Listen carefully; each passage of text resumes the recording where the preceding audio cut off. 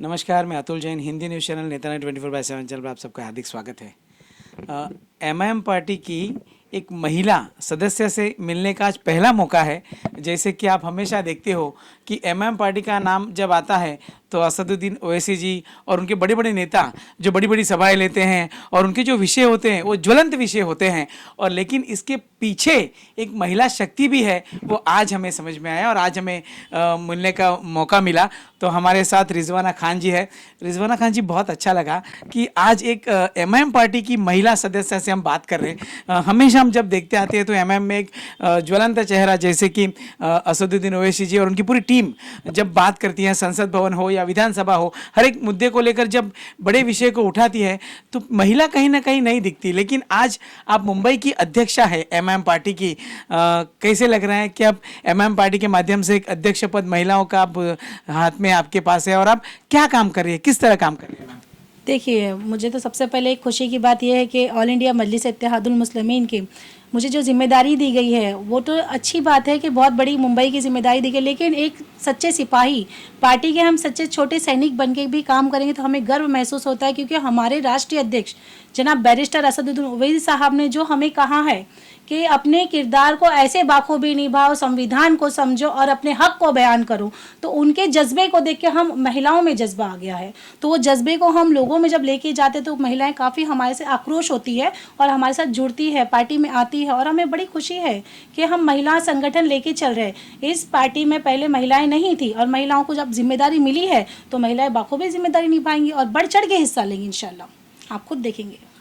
तो आप जब अभी मुंबई की अध्यक्षा हैं, कितनी महिलाएं इस आपके पार्टी में जुड़ी हैं? आप कितनी बड़ी संख्या है महिलाओं की? देखिए, संख्या तो बहुत तादाद में मेरे पास महिलाओं की है। जैसे हर तालुका में हमने जिम्मेदारी दी है तो हर तालुका में ज़मीनी लेवल पे महिलाएं काम कर रही है और बाखूबी बहुत अच्छा काम कर रही है। आप खुद देख सकते हैं कि मजलिस इत्तेहादुल मुस्लिमीन से जो भी महिला जुड़ती है उनके अंदर एक जज्बा है, क्योंकि असदुद्दीन ओवैसी साहब को देख एक जज्बा खुद ब खुद आ जाता है, क्योंकि उन्होंने यही समझाया कि आप खुद नेता बनो।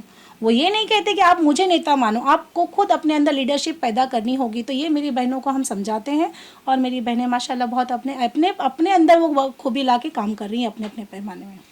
मैम, देख आप एक महिला है। जैसे महिलाएं सिर्फ अपना घर का ही काम देखती है, लेकिन बाहर का काम देखने के लिए बहुत कम समय मिलता है। आप किस तरह से आज अपने विभाग में काम करें? मुंबई में आपका तो जवाबदारी है पूरी, तो मुंबई में आप किस तरह पहुंचती है और किस तरह आपके जो उपक्रम है वो अभी फिलहाल चल रहे हैं? देखिए, क्या चल रहा है? आपने सबसे पहले कहा कि महिलाएं घर की जिम्मेदारी, तो सबसे पहला फर्ज महिलाओं का है घर को देख के साथ ही समाज भी देखना। जब घर महिला संवार सकती है तो समाज भी संवार सकती है। तो मजलिस इत्तेहादुल मुस्लिमीन ने जो अभी ठाना है कि मजलिस में महिलाएं जो बढ़ चढ़ के हिस्सा ले रही है, तो आने वाले टाइम पे मजलिस में एक अच्छा रिजल्ट आएगा। और मुंबई में भी महानगर पालिका इलेक्शन आने वाला है तो आपको एक रिजल्ट देखने मिलेगा, क्योंकि महिलाएं जब बढ़ चढ़ के आती है असद साहब को देख के तो उस तरीके से महिलाएं ही वोट देंगी और महिलाएं आगे आएंगी। और महिला को आप ये मत समझिए कि सिर्फ घर ही संभाल सकती, महिलाओं के अंदर बहुत सी खूबियां हैं जो कि वो खुद से उभार नहीं सकती, लेकिन अब वो वक्त आ गया है मजलिस के द्वारा महिलाएं जो हमारी बहनें नहीं निकलती थी अब वो भी निकल के बाहर आके काम करने का काम कर रही है। मैम देखिए, अभी जैसे हम कहते हैं कि इस जो मालवनी का जो इलाका है, आप तो मुंबई की प्रेसिडेंट है, ये मालवनी जो इलाका है इसमें हम हमेशा जब भी आते हैं तो एक बड़े नेताओं का नाम जैसे उभर के आता है, लेकिन वहाँ यहाँ की जो स्वच्छता है ये सब कभी दिखती नहीं है। और यहाँ पे बहुत सारे प्रॉब्लम्स है, जैसे कि जो ड्रग्स के बारे में जो विषय होता है तो सबसे पहले मलाड मालवनी का नाम आता है। तो जैसे कि कुछ दिनों पहले मलाड में आपकी एक बड़ी सभा हुई थी जहाँ पर आपके नेताओं ने कहा था कि हम इसके बारे में बहुत कड़क कार्रवाई करने जा रहे हैं। तो बहुत समय हो गया, मैम कुछ कार्रवाई हो रही है या मालवनी इसी तरह रहेगा, कुछ डेवलप होगा? नहीं सर, देखिए अभी 26 फरवरी के दिन जनाब बैरिस्टर असदुद्दीन ओवैसी साहब की जनसभा मालवनी में हुई। उस जनसभा में हमारे एमपी इम्तियाज जलील साहब ने एक आदेश दिए थे हमें कि रिजवाना खान इस मुद्दे को उठाइए, क्योंकि हम अपनी कौम को बर्बाद होते नहीं देख सकते, हम अपने युवाओं को मरते नहीं देख सकते, क्योंकि यहाँ पे हर बच्चे से बच्चा तब्दील है नशे में।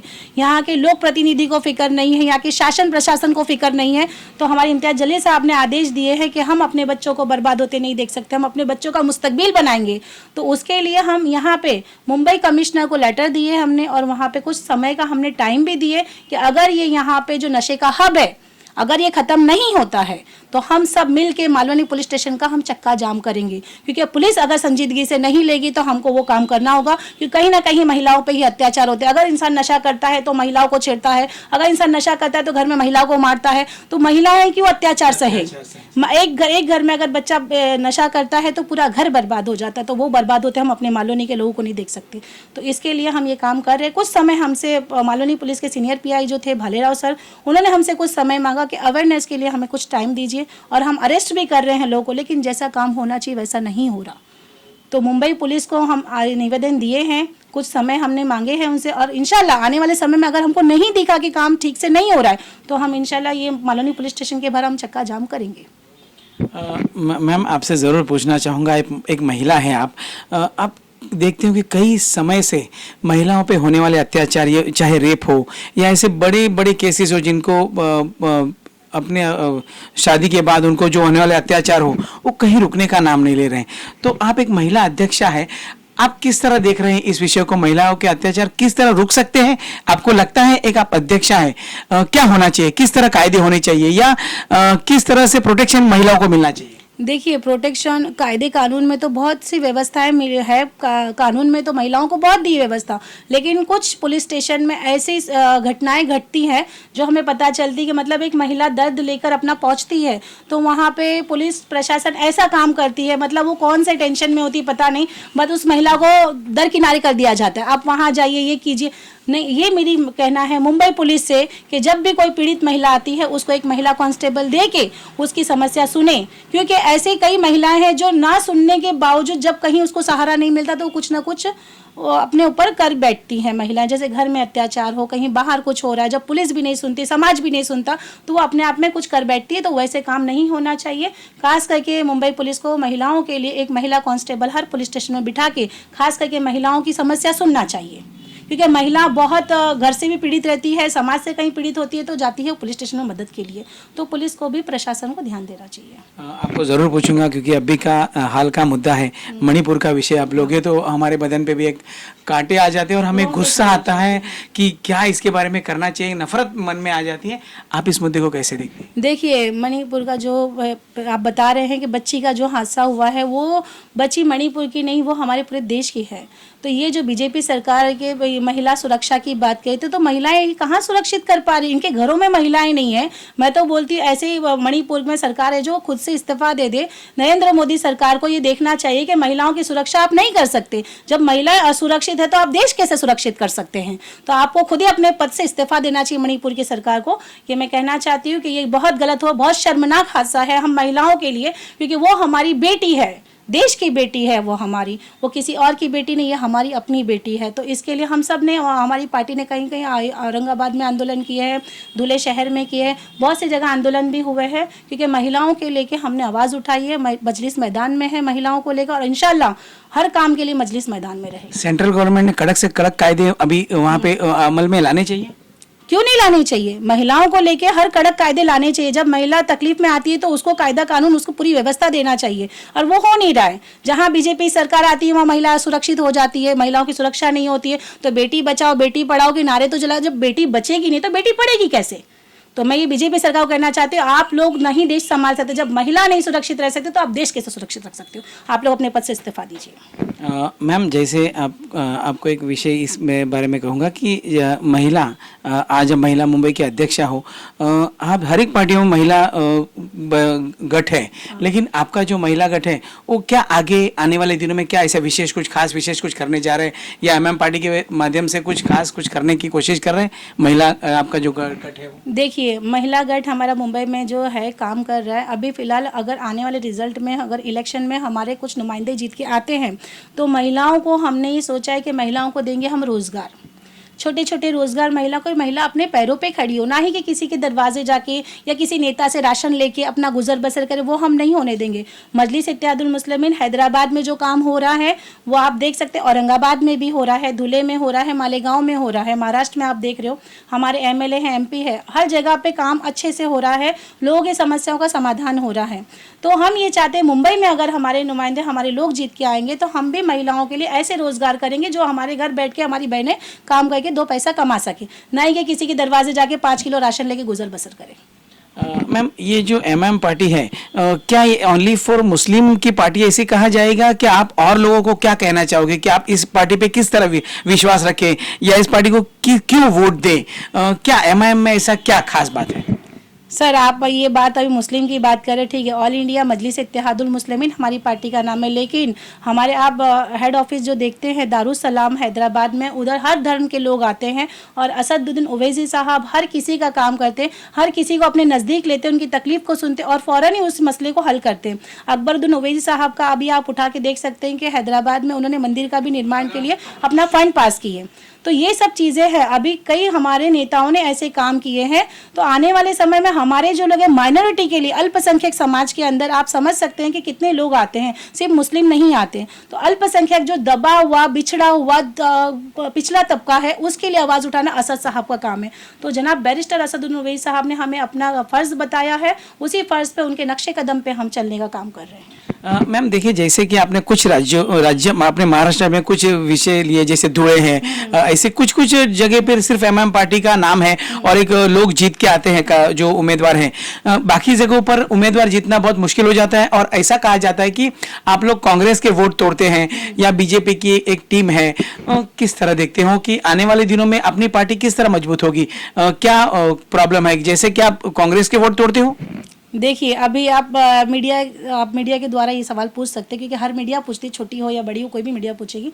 लेकिन मैं एक बात बता दूं, क्या हम अपनी सियासत में मुकाम बनाना गलत है क्या हम सियासी मुकाम हासिल करना गलत है क्या? जनाब बैरिस्टर असदुद्दीन ओवैसी साहब हमको उठा रहे हैं, सोई हुई कौम को जगा रहे हैं, उठो और अपनी सियासत को समझो, सियासत में अपना मुकाम बनाओ। अगर वो मुकाम आज हम नहीं बनाए तो हम कभी ज़िंदगी में नहीं बना पाएंगे। तो अगर वो चीज़ वो हमको बता रहे हैं, अगर हम मजलिस को लोग हमारे वोट दे रहे हैं, तो हम वोट कैसे काट रहे हैं? हम तो उनका हक दिलाएंगे, हम उनको उनकी हकीकत समझाएंगे कि अब आप नहीं उठोगे तो अपने बच्चों का मुस्तकबिल नहीं बना पाओगे। कब तक दूसरों का झंडा उठा के चलोगे? कब तक किसी को वोट दोगे? क्या कांग्रेस ने तुम्हारे लिए क्या किया? क्या तुम्हारी जिंदगी ऐसी? अब आने वाले टाइम पे बीजेपी सरकार आई है, उसने और जिंदगी नस्ते नाबूद कर दी है। तो हमें जनाब बैरिस्टर असदुद्दीन ओवैसी साहब का साथ देना है। और कुछ काम हमने मुंबई में ऐसे भी किए हैं जो मजलिस हैदराबाद में कर रही है। जैसे साल में हम गरीब बच्चियों की शादी कराते हैं मुंबई मलाड मालवनी में, जैसे कि समूह लगन आप लोगों में बोलते हैं। तो हमारे में इज्तिमाई निकाह होता है। तो हम अपनी पार्टी के द्वारा जो गरीब बच्ची ज़रूरतमंद है, जैसे लॉकडाउन में हमने हालात देखे यहाँ के लोगों के, स्थानिक लोगों के, कि लोगों के पास जो खर्चा था, जो लोगों ने जमा जुड़ा किया था शादी के लिए बच्चियों की, वो तक लोगों ने गुजर बसर में खर्च कर दिया। तो वो हालात को देख के हमने अपना एक डिसीजन लिए और ये तय किए कि हम गरीब बच्चियों की शादी कराएंगे। जब मेरा जन्मदिन होता है तो मैं अपना जन्मदिन गरीब बच्चियों की शादी करा के मनाती हूँ। तो मजलिस इत्तेहादुल मुस्लिमीन का काम है कि लोगों के लिए जितना हम कर सकते हैं बढ़ चढ़ के वो हम काम करेंगे। और वैसे ही जनाब बैरिस्टर असदुद्दीन ओवैसी साहब का घर घर तक हम संदेश पहुँचाएंगे, महिलाएँ मिलकर। रिजवाना मैडम, आप मुंबई की अध्यक्षा हैं, हम कॉर्पोरेटर तो नहीं कहेंगे, लेकिन आने वाले जो विधानसभा है उसकी उम्मीदवार रिजवाना खान जी रहेगी? देखिए जनाब, हमारे राष्ट्रीय अध्यक्ष जो है बैरिस्टर असदुद्दीन ओवैसी साहब, जैसा वो हमें आदेश देंगे उस आदेश पे हम काम करें। अभी हम ये नहीं कहते कि हम विधानसभा के उम्मीदवार हैं या कॉरपोरेशन के, हम ये सब कुछ नहीं कह सकते, क्योंकि हम एक पार्टी के सच्चे सैनिक हैं। अब पार्टी हमें जैसा बोलेगी हम लब्बैक करेंगे और हमारे सदर के कहने पे हम काम करेंगे। रिजवाना मैम, आपने एक बीएमसी में लेटर दिया है इस रोड को लेकर। यहाँ पे जो खड्डे हैं, बहुत सारे खड्डे हैं, तो आप उसके ऊपर बहुत गुस्साई हुई है और आपने एक पत्र जो बीएमसी को दिया है, क्या विषय है? देखिए, यहाँ मलाड मालवनी में सड़क के गड्ढे इतने हो चुके थे कि चलने लायक रोड नहीं था, सड़क नहीं थी, ना तो गाड़ी चल सकती थी ना तो इंसान चल सकते। तो हमने बीएमसी को 3 दिन का अल्टीमेशन दिए थे कि 3 दिन में अगर हम आप रोड के गड्ढे नहीं रिपेयर करेंगे तो हम उसमें पौधे लगाने का काम करेंगे। जब वो चलने लायक सड़क नहीं रही तो फिर पौधे लगा देंगे। तो बीएमसी दूसरे ही दिन हरकत में आके काम शुरू किया गड्ढे भरने का। उसके चलते हम लोगों ने जब ये हालात देखे तो हमने ये लेटर डाले हैं बीएमसी में, जितने भी मालवनी में डामर के रोड है उसको कैंसिल करके सीसी रोड बना के दिया जाए। तो जैसे बारिश खत्म होगी इंशाल्लाह ये भी काम हम मालवनी में करके देंगे, अल्लाह ने चाहा। तो आपको किस अधिकारी ने क्या आश्वासन दिया है, किस तरह करेंगे? देखिए, ये मैंने पी नॉर्थ वार्ड के ऑफिसर को डाली हूँ और ये ये मुंबई कमिश्नर को भी डाली हूँ इकबाल चहल साहब को कि जल्द से जल्द यहाँ पे समस्या का समाधान करें, क्योंकि सड़क अब चलने लायक नहीं रही। डामर रोड के जो थे उसको अब सीसी रोड कर दिया जाए, उसके लिए हमने डिमांड की है। मुंबई कमिश्नर को भी की है, इकबाल चहल साहब को, और असिस्टेंट कमिश्नर इधर यहाँ पर पी नॉर्थ वार्ड में भी की है। तो इंशाल्लाह यहाँ मालोनी की जो तकलीफ़ें हैं उस पर हम लोग काम भी कर रहे हैं, और अल्लाह ने चाहा तो मेरे मालोनी की जनता अब तकलीफ नहीं उठाएगी। तो आपको आश्वासन दिया है उन्होंने? जी जी ज़रूर। ये बारिश के ख़त्म होते अक्टूबर में पहले हफ्ते से ये काम इंशाल्लाह शुरू हो जाएगा। रिजवाना मैम, हम जब काम करते हैं तो कोई ना कोई हमारी सराहना करता है, बहुत अच्छा लगता है कि हमारे काम का कुछ हमें प्रशंसा हुई। तो आपको भी एक इसी तरह एक पुरस्कार मिला गया है, तो क्या कहोगी? आपको एक ये जो पुरस्कार है संविधान रत्न पुरस्कार आपको मिला है, कब मिला और इसका आप किस तरह आपको मन में आनंद हो रहा है? देखिए, राष्ट्रीय अधिवेशन था अल्पसंख्यक समाज का, उसको दिल्ली में वहाँ पर संविधान क्लब में ये प्रोग्राम रखा गया था, और मुंबई में कुछ सिलेक्टेड लोगों को चुना गया, हर देश के हर जगह से लोगों को बुलाया गया। तो अल्पसंख्यक समाज के लिए जो नेता, जो सामाजिक इंसान काम करता है अल्पसंख्यक समाज के लिए, उनको बुला के संविधान रत्न का देने का काम किया उन्होंने, और संविधान क्लब में ये मुझे मिला। और मुझे बहुत गर्व महसूस होता है कि मुझे अपने संविधान क्लब में संविधान रत्न पुरस्कार मिला है, इसके लिए मुझे अपने गर्व महसूस होता है। और इंशाल्लाह आने वाले समय में अल्पसंख्यक समाज के लिए जितनी आवाज़ उठाना होगा, हम जनाब बैरिस्टर असदुद्दीन ओवैसी साहब के जरिए अल्पसंख्यक समाज की आवाज़ को ऐसे ही उठाते रहेंगे। बहुत बड़ी बात है मैम कि आज राजकारण होता है तो संविधान के बारे में बहुत बातें होती है, लेकिन संविधान खुद के पास होना बहुत बड़ी बात है, और आप अपने पास शोकेस में संविधान को रखा है। किस तरह आपको अभिमान लग रहा है और किस तरह आप यहाँ तक ला सके उसे? देखिए, संविधान हमारे देश का अभिमान है, और हमें देश के अभिमान को जब लेके चलता है तो खुद एक इंसान में अभिमान आता है। तो मैं अपने संविधान को अपनी ऑफिस में रखती हूँ, और उसको कभी टाइम मिलता है उसको लेके पढ़ती हूँ, तब जाके मुझे मालूम होता है कि संविधान में ऐसे हमारे कई अधिकार हैं जिनसे हम वंचित हैं। तो उस चीज़ को हमें याद रखना चाहिए, संविधान के अधिकार को हमें समझना चाहिए। जब कहीं हमें ऐसा कोई नेता मिलता है, जब कोई हमें गुमराह करता है कि ये आपके अधिकार नहीं है, तब हम उनको सही तरीके से समझा सकते कि नहीं, ये हमारा संवैधानिक अधिकार है, आप हमें नहीं रोक सकते। तो ये चीज़ हमारे संविधान पढ़ने से हमें ये महसूस होता है कि हमारे अधिकार हमें समझना चाहिए। डॉक्टर भीमराव बाबा साहब अम्बेडकर ने जो महिलाओं को सम्मान दिया है, अल्पसंख्यक समाज को सम्मान दिया है, वो हमें समानता हमारे डॉक्टर भीमराव बाबा साहब अम्बेडकर साहब के संविधान आने से मिली। तो आज हम कंधे से कंधा मिला के चल रहे हैं, हम नज़र उठा के बात कर रहे हैं, तो संविधान के जरिए कर रहे हैं। बहुत बड़ी बात है, एक नेता सिर्फ बोलना और बाबा साहब आम्बेडकर के संविधान को लेकर साथ में चलना और उसके नियम क्या है वो जानना सबसे बड़ी बात राजकारण की होती है, और यही बात हमें रिजवाना खान मैम से सुनने मिली। आपको बहुत बहुत अभिनंदन, आपको ये जो पुरस्कार मिला है उसके लिए। बहुत अच्छा लगा रिजवाना खान जी से बात करके, हर एक सवाल के बहुत सुंदर जवाब उन्होंने दिए हैं, और हम भी आने वाले दिनों के लिए उनके जो काम को हम नक्की सराहते हैं, आपको शुभकामनाएं देते हैं, और आने वाले दिन के लिए आपको बहुत बहुत शुभकामनाएं। आप अच्छी पोस्ट पे जाएं और इस विभाग का नाम रोशन करें। Thank you. मैं अतुल जैन, हिंदी न्यूज़ चैनल नेता 24/7। Thank you.